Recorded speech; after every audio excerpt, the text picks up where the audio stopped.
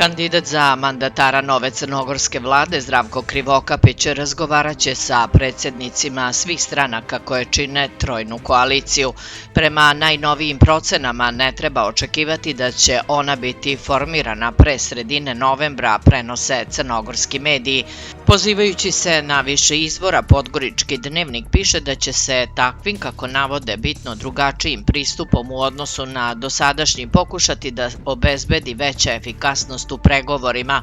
Mandatar sastavlja svoj tim i razgovaraće prvenstveno sa svim predstavnicima stranaka unutar trojne koalicije, pa zatim i sa nevladinim sektorom i nezavisnim intelektualcima. Zvanično ti razgovori će početi kad predsjednik Crne Gore predloži Krivokapića za mandatara za sastav nove vlade, piše Pobjeda, pozivajući se na izvor iz vrha koalicije za budućnost Crne Gore. Kandidaturu Krivokapića za mandatara podržalo je svojim potpisom 41 poslanik vladajuće većine. Iz kabineta Đukanovića juče je saopšteno da će on mandatara predložiti najkasnije do 23. oktobra, u roku od 30 dana od konstituisanja parlamenta kako je predviđeno Ustavom Crne Gore.